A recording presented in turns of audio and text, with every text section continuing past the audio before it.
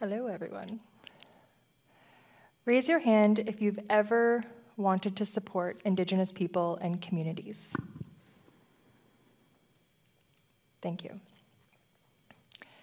I ask this question assuming most people genuinely want to support Indigenous people and have good intentions for becoming allies. So thank you for clarifying that. A lot of what I'm about to share with you is either specific to Indigenous people or specific to allies. But know that there's a tremendous amount of similarities and connections between all people in this country, especially when it comes to our collective healing journey resulting from colonization. So with that in mind, let's begin. About 10 years ago, I had a conversation with one of my beautiful Anishinaabe-kwe cousins about dancing in powwows and attending cultural ceremonies. Now, we're both millennials, deep in the generation of the Indigenous pride movement and reclaiming our identity. So it didn't make sense to me why I was one of the only people my age from our community that was enthusiastic about cultural ceremonies and dancing in powwows.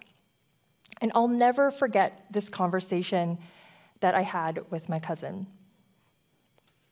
Now, for context, in 1951, the government of Canada removed the ban on cultural ceremonies. So for the last 40 or 50 years, Indigenous children being raised in their communities have had the ability to be immersed in cultural gatherings and ceremonies. Now, my grandparents' generation and great-grandparents' generation, unfortunately, were raised at a time when cultural ceremonies were illegal. So gatherings had to be done in secret, or else they would be arrested, or worse. But nowadays, we're seeing entire generations of children raised from birth to be proud of their Indigenous heritage. This is me. So what happened? I asked her why she stopped dancing in powwows. She told me she stopped because she grew out of her regalia and she didn't know how to make one on her own. Fair enough. Then she told me that a few years later, she attended a full moon ceremony in our home community of Oshkigamong, Curve Lake First Nation in Ontario. And it was the first and the last time that she went to one. Now, a full moon ceremony is a spiritual gathering for women to honor Grandmother Moon, to seek guidance from her, to pray to her, and to connect with her and other women at the ceremony. My cousin told me that she was really nervous to go to the ceremony by herself. It was her first time going, but she went anyway. And the only thing that she could remember from the ceremony was that she was harshly scolded for not wearing a skirt to the ceremony. And it was the only thing that she took from that event. Now, my cousin is a good girl who avoided anything that would get her into trouble. And this one experience left her feeling discouraged, disconnected, and afraid that she couldn't possibly follow rules that she didn't know. And ever since then, she didn't want to do anything relating to our culture, out of fear of getting in trouble for not knowing the proper protocol. Unfortunately, in many of our Indigenous communities, the expectations are to know and follow cultural protocols, or else you could possibly be criticized, even if you're making a genuine effort to reconnect with who you are. Now, throughout my career as an Indigenous cultural educator and marketing professional, I have researched and polled thousands of Indigenous people to understand their journey of connecting and reconnecting. And I've also researched thousands of non-Indigenous people to learn about what prevents them from cultural education experiences.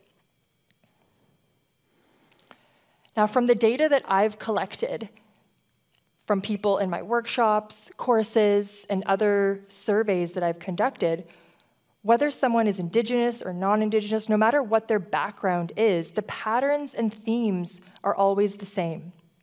By far, the #1 cause preventing people from cultural experiences are the rules and requirements for participation. Now, a lot of the content that I create on my YouTube channel and in my workshops aims to bridge the gap between traditional Indigenous knowledge and everyday personal growth and development tools. So one of my core missions is to connect traditional teachings with everyday experiences that can help with resilience and happiness. So over the years, I've done a lot of research from some of the world's leaders in growth and development, from Tim Ferriss, Tony Robbins, Jay Shetty, and many others. Now, in Western terminology, these rules and restrictions that we live by are also known as our life blueprint that can create limiting beliefs in our minds. So limiting beliefs are a state of mind or a belief that restricts you in a multitude of ways. So someone who is wanting to become an ally but feels restricted could look like, I need permission from someone in order to learn. Or to go to that event, I need an invitation from an Indigenous person to go. And these are just a few examples. There's literally hundreds of these restrictions. For an Indigenous person who feels restricted from leaning into their cultural identity, it could look like, I need to look like a stereotypical Indian. Or I need to be a member of my Indigenous nation and have a card to prove it. And one of the biggest rules that restricts people is I need my Indigenous relatives to teach me about my heritage, because we're supposed to learn from our elders, right? I need to meet these requirements in order to get access to what's behind the gate. And one of the strictest protocols that you'll often see is the following.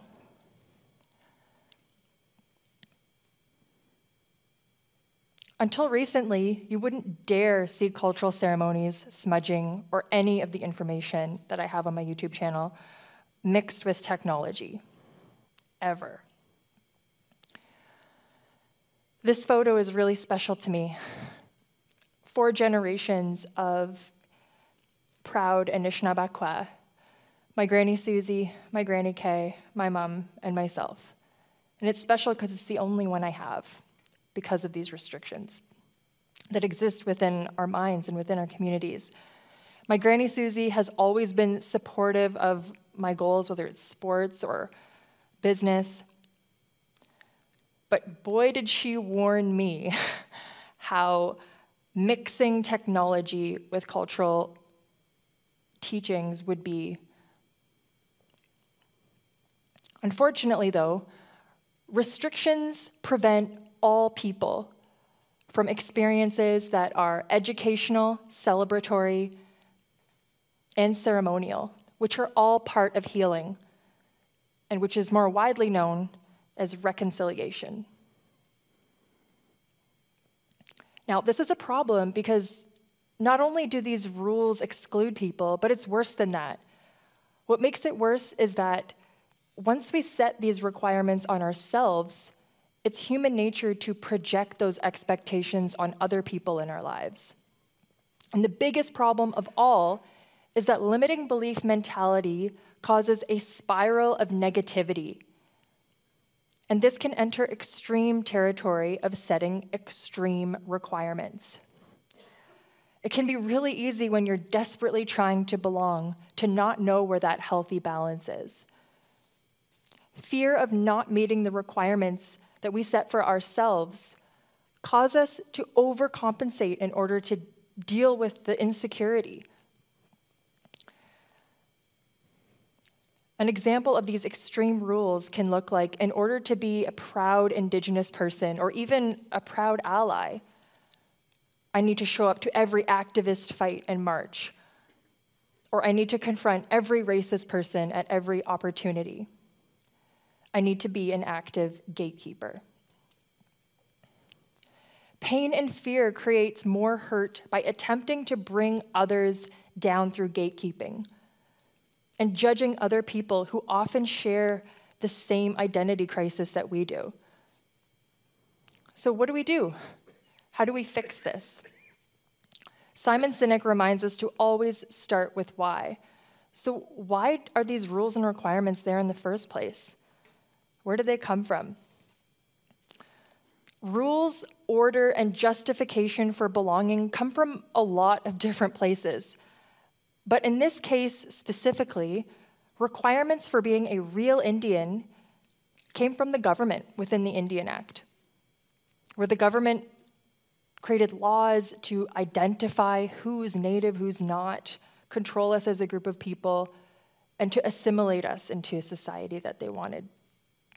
And from there, residential schools created even stricter restrictions on cultural identity. So children couldn't know who they were because they were removed from their home environment and taught a new way to live. For decades, our people have gotten used to keeping our culture alive out of necessity and have gotten very good at it. Cultural protectionism was and has been a means of survival that has been passed down through generations, just as trauma, shame, and fear have also been passed down. This is often referred to as generational trauma. So what do? Now that we understand why these rules and requirements exist, it makes it a lot easier for us to be compassionate towards gatekeeping when we see it, and understand the negative effects, and start to take steps toward healing and reevaluating what rules we want to live by. We're becoming a more mixed and multicultural society every single day. So restricting access to cultural ceremonies based on background, blood lineage, or other rules is only going to guarantee the eventual extinction of Indigenous knowledge and ceremonial healing. But what are we replacing these rules with? How do we know what to do?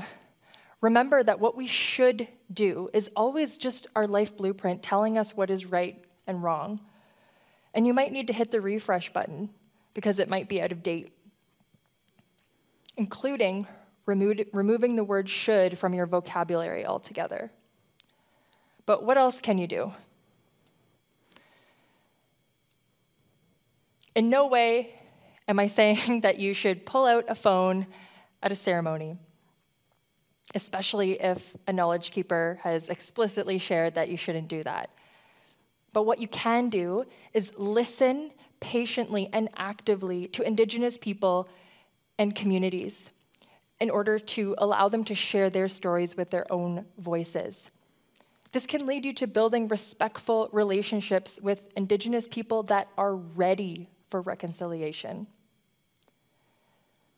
No matter what your background is, you might be wondering, how can you be more inclusive when the world does require order and structure sometimes? Where do we draw the line? How?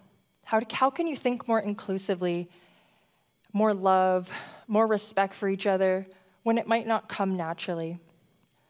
One teaching that helps me think more inclusively every single day is the following medicine wheel teaching. One of the teachings of the medicine wheel, because it's a system of teachings, is that all four nations or all four colors on the wheel represent all four colors of people or nations on Mother Earth. We all share the same future, we have a shared collective worth, and we're equally responsible for taking care of each other. If you're thinking, no way, it's too late, I'm set in my ways, I've heard of so many stories of people updating their blueprint, changing the rules for themselves, and it's worked wonders. Just like my granny used to tell me to be careful, don't post too much online about our culture. I don't know if she would admit it today, but now she loves collaborating with me on workshops and YouTube videos and trainings because she knows the impact and she's seen the emails of how accessing this healing can change people's lives. Now, my final thoughts before I leave you would be to learn how your environment has created a blueprint for your life that is restricting you in any way. And even though it might not seem like it sometimes, traditional Indigenous knowledge fosters inclusion and that everyone is welcome around the circle, that we're all equal and we're all connected. Chimigwech.